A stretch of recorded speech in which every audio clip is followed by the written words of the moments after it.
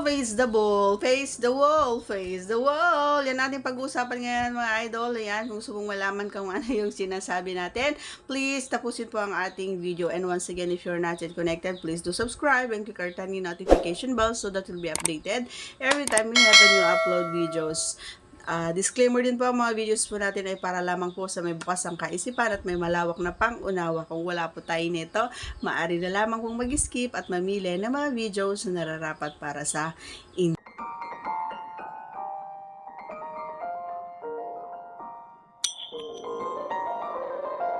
Alright. Ano nga ba yung ibig kong sabihin sa Facebook?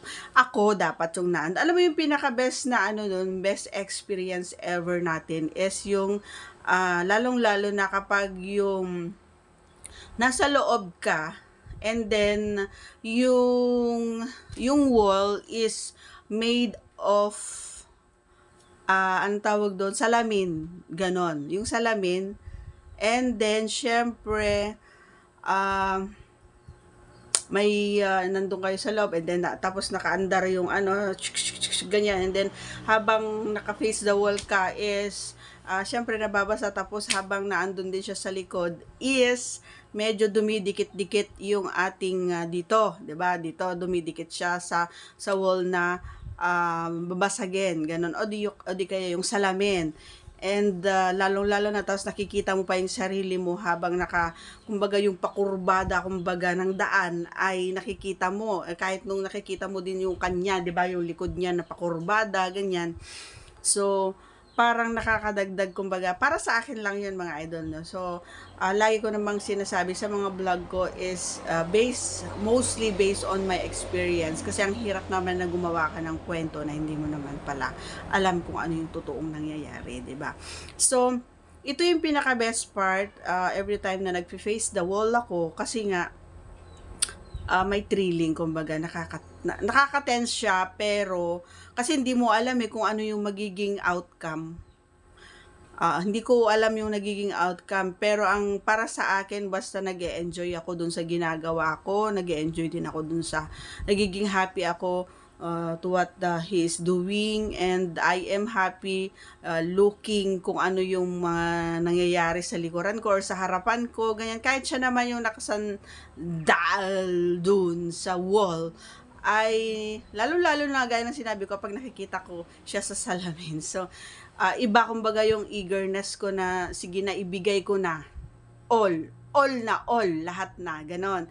And happy naman ako every time, and nagkakaroon ako ng sari-saring espektasyon, ganon. Sari-saring pag-iisip sa utak ko, lalong-lalo ano kaya yung mga gagawin na. Marami ang nangyayaring mga posisyones, basta ganon. Pag yung basta nakatayo or face the wall, kasi pwedeng itaas, pwedeng iganon, pwede mong ibuhatin, 'di ba? Pwede mong paupuin.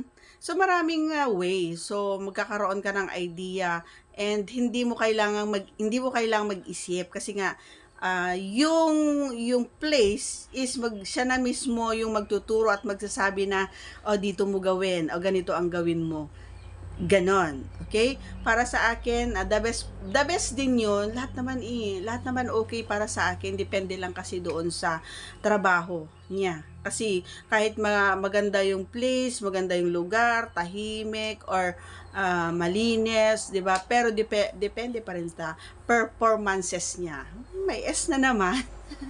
And then syempre kailangan pag nakikipagharap kayo sa mga mahal nyo sa buhay, dapat ready kayo, on the go kayo, hindi yung papatay-patay kayo, hindi yung nagmamadali din kayo na matapos, 'di ba? Ang pangit ng ganun, dapat it takes time to kanta yarn.